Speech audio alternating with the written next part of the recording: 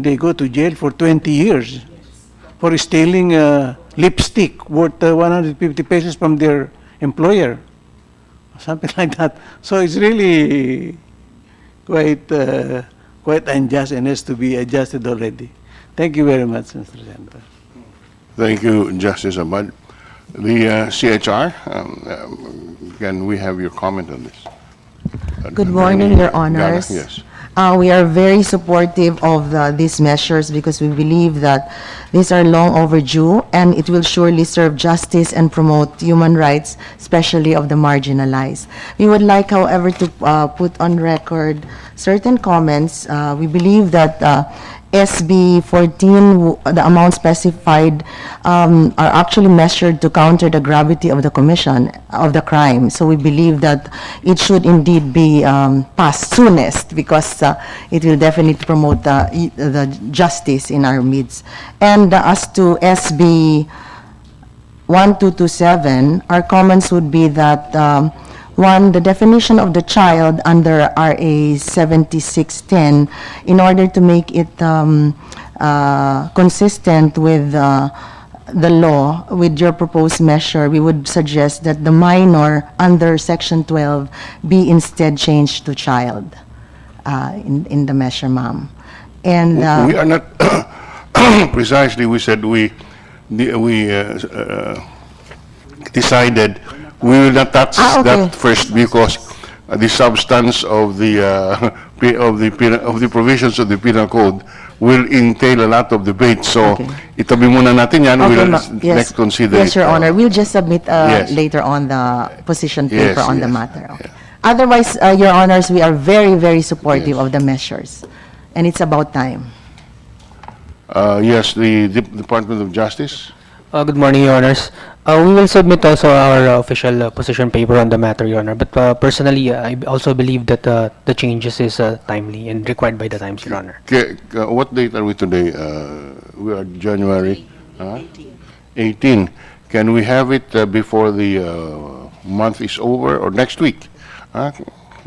Because we want to sponsor this as soon as we can.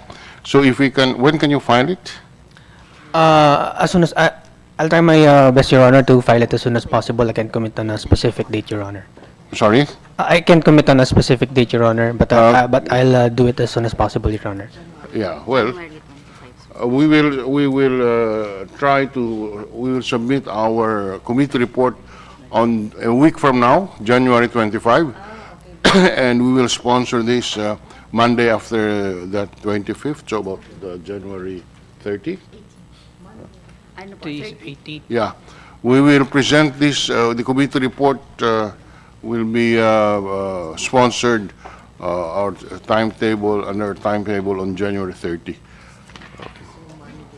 If there are no specific and very strident opposition, we will do so, but I would wait, or I will hope that the position paper of the Department of Justice can be submitted, let's say by the weekend or Monday. Can we do that? I'll do my best, Your Honor. Sorry? I'll do my best, Your Honor, but personally I can't commit on the date. Sorry, Your Honor. sorry? Personally, I can't commit on a specific date, but I'll rush this matter, Your Honor. Yeah. Okay.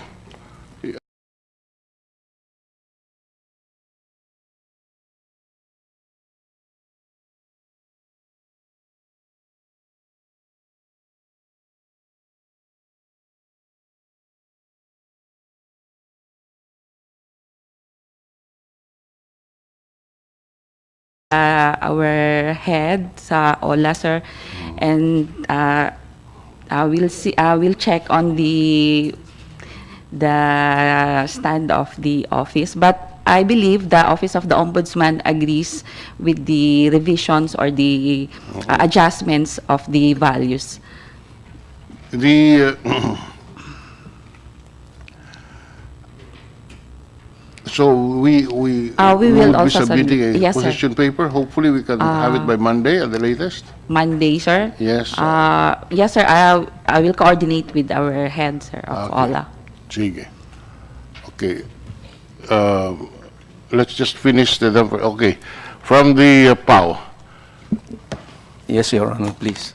The Public Attorney's Office is fully supportive of this proposed legislation, and as early as the past Congress, we have already indicated our support to this measure. So much so that it impacts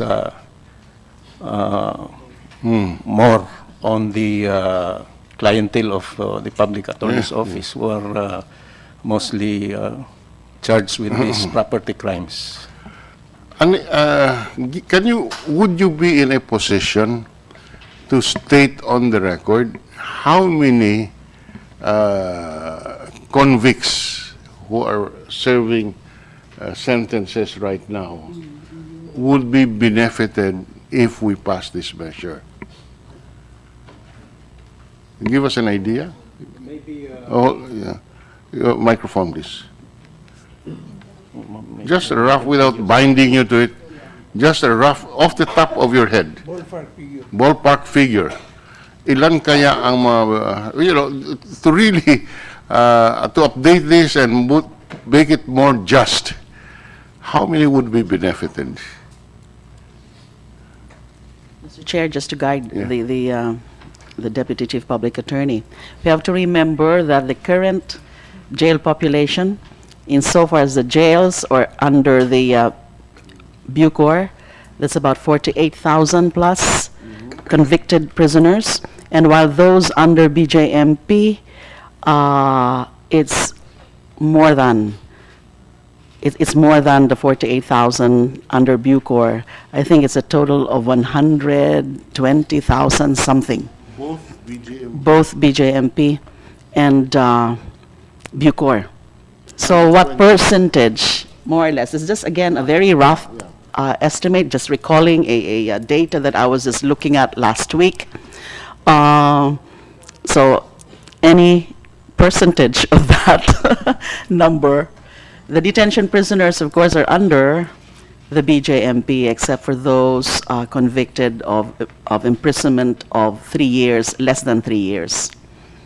That is BJMP, less than 3 years. More than 3 years and up, 3 years and up, that's Bucor. One and convicted. Yes. Of those convicted or detained for criminal cases, let's just say that the PAO handles half of those, half of these cases. Presented by private And counsel. maybe more than half of this would be property-related crimes. So I cannot give the exact figure at this time, but we have records of the cases handled. If your office, please, can make a submission also to Yes. guide in the plenary deliberations. Yes, As reference. Thank you. Yes, very well, Your Honor, please. Just a guess, given what you just mentioned. Would 50,000 be a fair figure that will be benefited from this, both from the BJMP and the National Believe It Benefit? Definitely, yes, Your Honor. 50? I'm lucky. So potentially, 50,000 of these indigent prisoners can be freed once we pass this law? Is that what you're saying? Given the fact that the Benefited to some extent, perhaps.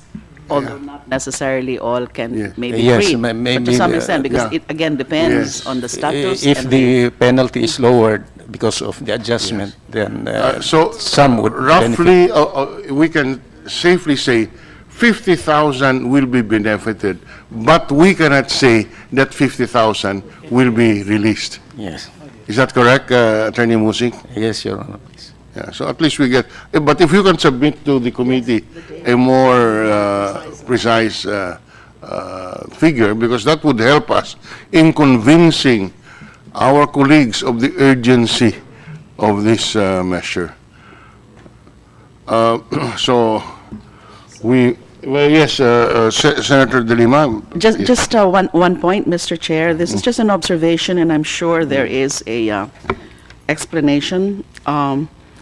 I noticed that most of the amounts were adjusted to 200 times from its existing Yes. RPC provisions, because the ratio, I believe, is 1 to 200.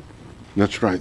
But there were some that were not adjusted according to that ratio, but in fact lower. 1 is to 40, 1 is to 100. May I just cite a few examples? Article 114, treason. The RPC amount is 100,000. The proposed adjustment is 4 million. So it's a multiplier 40. Article 136, conspiracy and proposal to commit co-data. RPC amount 8,000. Proposed adjustment 1 million. So the multiplier is only 125.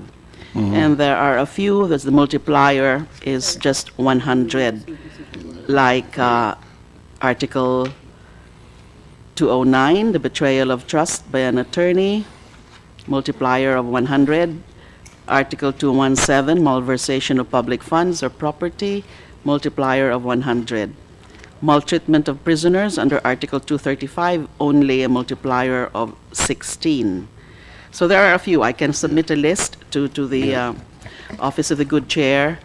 May we just be enlightened, and probably for purposes of plenary deliberations, this might also be noticed by our colleagues as to the basis why these felonies were distinguished from the rest, which applied a general ratio of 1:200. Thank you, Senator De Lima, for that point that you raised. For the record, as we said earlier, we used the DOJ formula. And the value of the property or damage or the amount involved in the crime is divided by 2 pesos and 50 centavos, which was the minimum wage rate in 1930. And on which basis the penalties were based. And we, from that division, after we get the result, we multiply that by 500 pesos, which is the current highest minimum wage rate, rounded off to the nearest 100. This is also we use as a guide Republic Act 10159. 10159 is the one that set these the rate on subsidiary penalty, so that under the Republic Act 10159, if the convict has no property with which to meet the fine mentioned in paragraph 3 of the preceding article, he shall be subject to a subsidiary personal liability at the rate of 1 day for each amount equivalent to the highest minimum wage rate prevailing in the country at the time of the rendition of judgment or conviction by the said court. So that is why we use the minimum wage rate, which today is 500 pesos per day. That is the formula of the Department of Justice. Now, during the deliberations of the technical working group, some items were adjusted because to apply the 1 to 200 ratio would yield very high numbers.